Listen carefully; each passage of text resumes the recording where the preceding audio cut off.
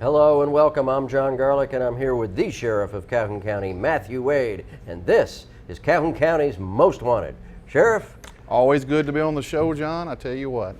It's good to been a while. Be back. It's been a while. Been for a me while, to be yeah. there. Me and you both. Yeah, well, there you go. And, you know, even though we've been doing other things, your deputies have been out there doing a great job. That's right. One arrest brings our count up to 5,194 people arrested, all because somebody is willing to help us, and we appreciate that. We cannot do it alone. Not only can you not do it alone, but you also need deputies on the road. Absolutely. You know, we got positions as in dispatch, corrections, and deputy sheriffs. And, you know, law enforcement is one of those careers where if you want to be a difference maker, we're looking for you. You know, it's might not be for everybody, but if you don't want to sit around and be still and go outside and do something new and different and exciting every day, we have that, and it's a great place to work and great scenery, and we've just gotten a good pay raise from the county commission. Makes it worth your while. I mean, it's right at $40,000 for a starting pay for a deputy sheriff, and it just goes up from there, and we do pay for experience. That's outstanding. And you know, Deputy Sheriff's Office or Calhoun County Sheriff's Office is the heart and soul of community policing. That's right. So we're going to be back with the first half of the lineup and a really special guest here on Calhoun County's Most Wanted. And welcome to this week's edition of Calhoun County's Most Wanted. The first half of our lineup brought to you by Abe's Ace Bail Bonds. Abe's Ace Bail Bonds, located in Heflin, Cleburne County, and Calhoun County. That number in Cleburne County, 256-463-1824. In Calhoun County, 256-831-0074. First up in this half of the lineup, Highland Clarkson. Miss Clarkson, last known to be living in Anniston. She's wanted for a drug court violation on possession of a controlled substance. And take a look at Devious Wilson. Mr. Wilson, last known to be living in Anniston. He's wanted for failure to appear on fraudulent use of a credit card. This is Jesse Claiborne. Mr. Claiborne, last known to be living in Anniston, wanted on a probation violation for possession of a controlled substance. Meet Kiana Thomas. Miss Thomas, last known to be living in Anniston. She's wanted for a probation revocation on possession of a controlled substance ×7. And this is William Salter. Mr. Salter, last known to be living in Anniston, wanted for probation violation on possession of a controlled substance. And that's it for the first half of the lineup. Stay tuned for the second half later in the show.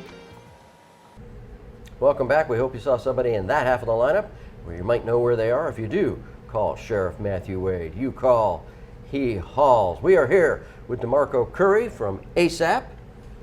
ASAP, yes, not meaning as soon as possible, right? Tell us about ASAP real quick so our viewers can be refreshed. So the Agency for Substance Abuse Prevention, or ASAP for short, we're a prevention agency where we specialize in raising awareness and providing resources for those that may be either dealing with substance misuse, and we also specialize in preventing it. So if we can prevent it on the front end, we won't have to worry about it on the back end. And if you can prevent it, Sheriff, you don't have to deal with it at your end, right? Prevention is the key. You know, getting somebody unaddicted to a substance is very difficult. I can't stop drinking Diet Cokes. I say it all the time. I wish I could stop drinking Diet Cokes, and I can't. I'm addicted. So I could only imagine something that's so much more powerful than that. So the best way is just to not start in the first place. Right. And we have a serious problem here in the county, right, Sheriff? We have some. Well, I wouldn't say a serious problem in the county. I think we have a serious problem across the United States. You know, with people who, for whatever reason, become addicted to substances, and a lot of it starts innocently through maybe a car wreck or surgery or some type of pain, and they get on, start with prescribed pills that end up spiraling out of control somehow. So, and some of it's just from illegal purposes to begin with, but it doesn't matter how they got there. It's the fact that they get there, and these are people's daughters and sons and good people who develop this addiction that otherwise would be great, wonderful, productive citizens in our society that can't be because of this addiction. And so it's, you know, what do you do? How do you fix it? And if we had that answer, you know, we could make the world a better place. Right. So I think it really starts with a prevention mode talking to children very early, very early, before middle school, and you tell them the reasons why they shouldn't do it. Screaming and hollering I found didn't work with my children. What works with my children is explaining and telling them how much you care about them, and if they do these things, this is what would be a result of it, and you didn't want them to have a bad life or things happen in their life that wasn't good for them. So I found that to be very beneficial to me when I was raising my kids.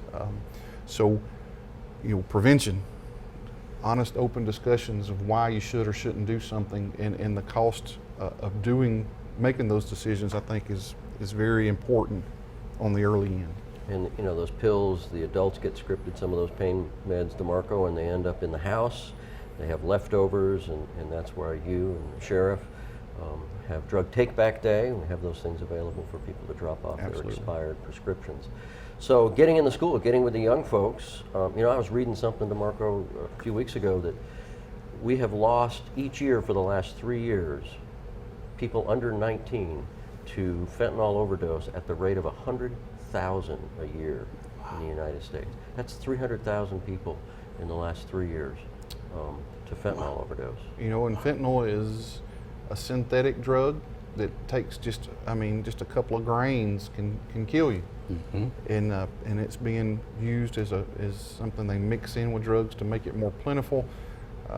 It's a problem, and somebody that's used to doing X amount of drugs, then they get a hold of something that's got fentanyl in it, and it makes it 100 times more potent. And so we've had deputy sheriffs, every deputy sheriff has Narcan in their car. And we're having saves just about every week where a deputy goes and has to Narcan somebody on a call and saves their lives. I think they're making Narcan where you can buy it over the counter, and I'm for that. Right, it's much needed. Studies show that 6 out of 10 pills are laced with fentanyl that you buy off the streets, and a lot of people don't know that they're laced with fentanyl. So they're selling them, and just think about 6 out of 10 pills. It's almost every pill that's being sold off the streets that's laced with fentanyl. And most of the times, these companies that's making them, they look like vitamins. They look like something a kid will take. That's why that rate is so high, especially when it comes to the young people. So that's one of ASAP's missions, is to getting into the school and raising awareness and prevention. So tell us what you got going on right now. So what we have going on right now is Barbers Against Bullets. It's probably one of my favorite initiatives at ASAP right now. What it is was we did a survey, and we tried to come up with a way to combat substance misuse and also gun violence, because gun violence is playing a major role in our communities as well. So what we did was partner with barbers to utilize their influence to better address substance misuse and gun violence in our communities. The aims is to educate and empower these barbers to become agents of change and make a difference, and also communicate effectively with their customers. The age range of most of the kids or youth that's doing the shooting is 16 to 23. Most of them are not going to church. Some of them are skipping school, but majority of them are going to get a haircut. So what we're trying to do is equip these barbers to better communicate and change and challenge their minds while they're simply getting a haircut. Well, that's interesting. So how do you equip the barbers to do that? So we've been having meetings back to back where we're opening the minds of the barbers. Right now we're working on a curriculum for the barbers so that they can better have those tools to better communicate to these kids that's coming in. A lot of times we just go in and we get our haircut and we don't have a conversation. But what we're trying to do is change the language of the barbershop so that even though they're not hearing it outside of the barbershops, when they come in, that language challenge their mind, like, hey, do I contribute to gun violence in this community?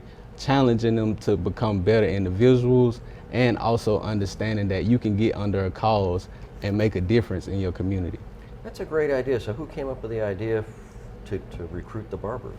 So we did a survey, and we were just trying to see who would be effective in that arena of 16 to 23.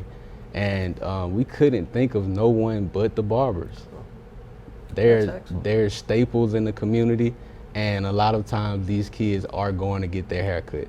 Well, look at that. ASAP being right there on the front line, getting the barbers involved, and I think that's wonderful because that's a huge community of people getting their haircut. Yes. Way to reach out.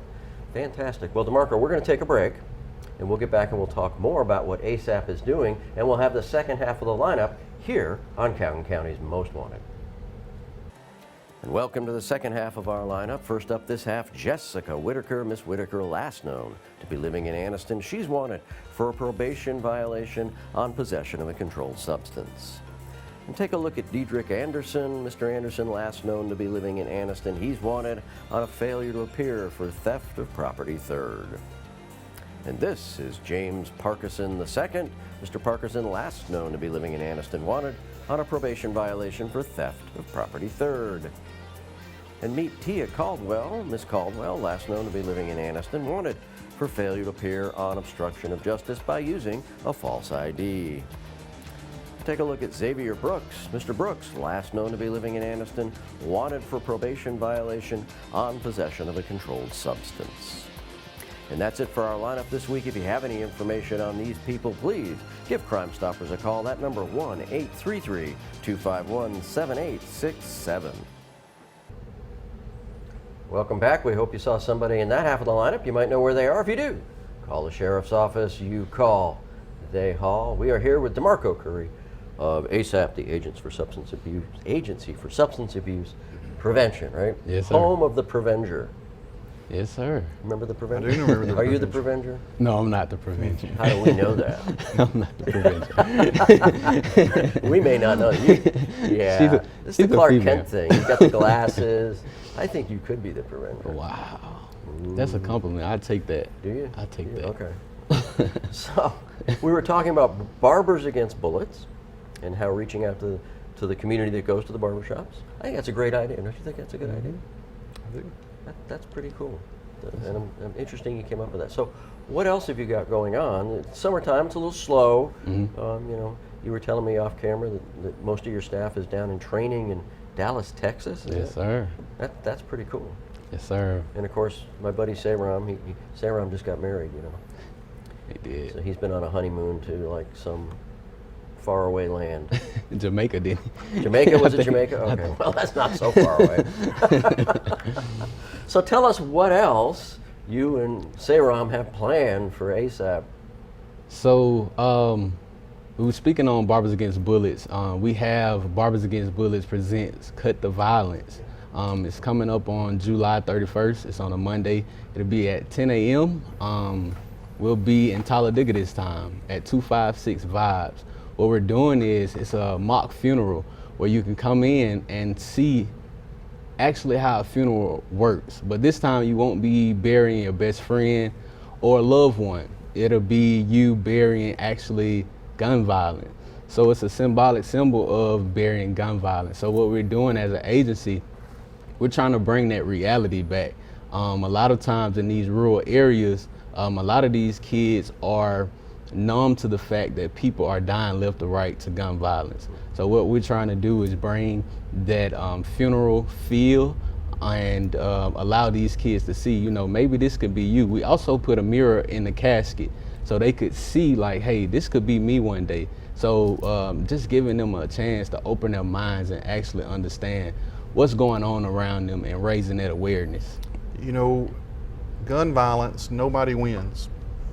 And when you're 16 to 23, 24, the age difference that you said that committing most of the gun violence, they get caught up in these scenarios. It seems like it's all of their life. You know, this is so important. I'm so mad. I'm so upset about whatever this issue is that it feels like it's worth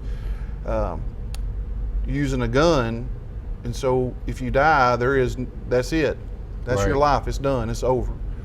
But if you take a life, there's people out there, you know, very few people, if any, ever get away with committing a murder. They get found, they go Right. to prison, and their life is ruined forever, and they can not be free anymore. So there's not a win in the situation. If you get in a gunfight and you win, you still didn't win. You're going to prison. Right. You've lost your freedom over something that between 16 and 24, these young people feel is so important in their life that if we could get them past that point, they'd realize that was silly. That wasn't worth the time or day of even fooling with it. So figuring how we can do that is vital. Once again, it's kind of like prevention for drugs. You got to start early and work on it. So once it becomes a part of them, it's hard to stop it. Exactly. And that's an interesting age range, because at that age range, the brain is actually more impulsive than at any other time before or in the future. The adult brain matures at about age 26 if you don't put drugs in it. So starting at about 13 and 14, the impulse control center devolves in order that you can make impulsive decisions to learn how to become an adult. And the brain kind of knows what it's doing. It's like, okay, if you have the impulse control of an 8-year-old, which is better than a 16-year-old, by the way, you might not want to get behind the wheel of a car and drive at 60 miles. It might make you nervous. So now we get an impulsive 16-year-old that thinks riding a motorcycle naked in the rain at 100 miles an hour is a good idea. And this is how the brain learns how to become an adult. So that's an interesting age. Right. That's where kids are getting into drugs, and the reason they're violent more so than at any other time is because emotions are what's driving their decisions and actions. Right, and you spoke on the brain aspect. When you have music that's actually condoning the activity, it's just like, putting drugs in your brain at such a young age. So if I'm listening to this music that's telling me to go kill someone, when I pick up a gun, that's all I'm gonna remember, because my brain at that age is still taking stuff in. So that's my reality when I pick up a gun. I have to go kill someone. So the aim of this program is to retrain the mind, especially at that age that, if I make this wrong decision in this moment, at the end of the day, I do still lose. It's not no win in that. That age frame, the part of the brain that says there's consequences to every bit of this. I don't know, it's just not there. The impulse has got a bigger drive of going, hey, I need to do this to show that I'm a man or I'm part of something. That's got such a tug on them that the consequence side of doing it, they disregard the consequences. Right. And the consequences are forever. Right.